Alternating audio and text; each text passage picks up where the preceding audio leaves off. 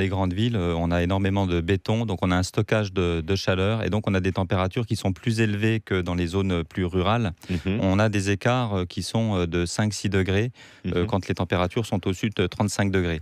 Toutes les heures de la journée, c'est valable cet écart? Oui, c'est valable. Après, ça dépend des épisodes de canicule. En 2003, il y avait un écart de 10 degrés par rapport aux zones rurales.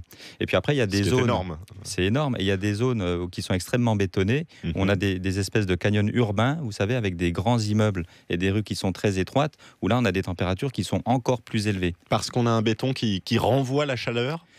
Parce qu'on a un béton plutôt qui stocke la chaleur. Et donc au niveau du sol. Et puis on a cette espèce de canopée urbaine qu'on vient Mhm. d'évoquer qui évite l'évacuation de la chaleur. C'est ça qui explique ce sentiment, ça arrive souvent en fin de journée d'une remontée comme ça des températures en ville. Oui, exactement, exactement, c'est ça. Donc on a ce sentiment de chaleur étouffante. Et puis il y a le fait que la nuit, la température ne redescend pas. Donc le matin, il fait déjà très très chaud. Alors il y a du béton évidemment au niveau circulation, mais surtout ce que ça veut dire, c'est que ça manque un petit peu de végétation en ville. Exactement. Alors en fait, pour lutter contre les îlots de chaleur, il faut créer des îlots de végétalisation. L'objectif, c'est de diminuer de 2 degrés les températures. Mhm. On sait par exemple que dans la ville de Paris, si on augmente la végétation de 30%, ce qui n'est pas énorme parce qu'il n'y en a déjà pas beaucoup, on Mhm. va réduire la température de 2 degrés.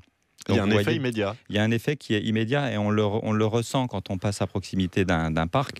On sent un peu plus de fraîcheur, il y a plus de vapeur d'eau, on crée de l'ombre avec les arbres évidemment, donc on réduit la température. Voilà, donc le programme cet après-midi, c'est faire des tours de square du côté Exactement. pour les Parisiens et ailleurs. Il y a des villes qui sont particulièrement touchées par ce problème parce qu'elles sont plus bétonnées que d'autres. Bon, on va parler de la ville de Paris. En fait, chaque ville doit s'adapter face au changement climatique et n'a pas les mêmes atouts et les mêmes faiblesses.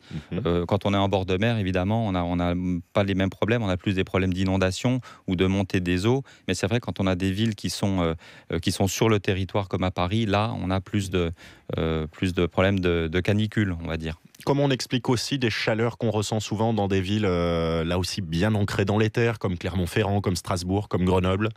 C'est ce qu'on disait tout à l'heure, les villes qui sont trop bétonnées et qui sont avec ces canyons urbains stockent plus de chaleur. Les solutions pour ces agglomérations, planter des arbres, c'est tout? Il y a d'autres pistes? Il y a des dizaines de solutions, Et Alors la première.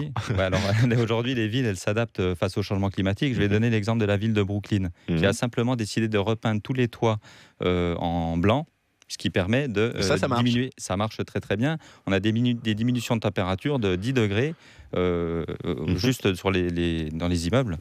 Il y en a d'autres comme ça, des petites choses toutes simples, mais qui permettent d'avoir un effet vraiment concret et assez immédiat. Végétalisation et puis aussi favoriser le vélo. Par exemple, la ville d'Amsterdam, les gens utilisent à 50% le vélo chaque jour. À Paris, c'est 4%. Donc vous voyez que C'est un peu moins. donc on a moins d'émissions de CO2 dues aux véhicules et puis aussi moins de pollution. Ça participe réellement à rendre la ville plus chaude, la voiture? Et oui, parce que ça dégage donc des particules et on a aussi le phénomène de l'ozone, vous savez, qui stagne au niveau du sol et qui Mhm. crée des problèmes respiratoires. Donc finalement, toutes ces particules qui restent au niveau du sol accentuent l'effet de chaleur.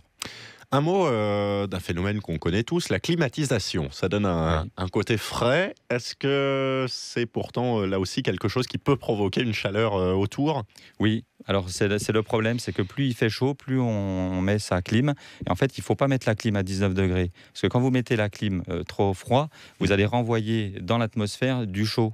Vous voyez ces espèces de tuyaux qui sortent des commerces Mhm. et qui accentuent cet effet de chaleur. Il faut mettre la température à 24-25 degrés, mais pas plus. Faut accepter d'avoir un petit peu chaud, mais pas trop, parce que sinon, on en fait profiter tout le monde autour. Exactement, mais il faut rompre les mauvaises habitudes et pas devenir comme aux États-Unis où on a l'habitude d'avoir 19 degrés. D'autant qu'il vaut mieux s'habituer à ces chaleurs caniculaires, parce que ça ne va pas s'arrêter. Ça va s'accentuer de plus en plus. On sait très bien qu'en 2040, une canicule comme on a eu en 2003 sera banale.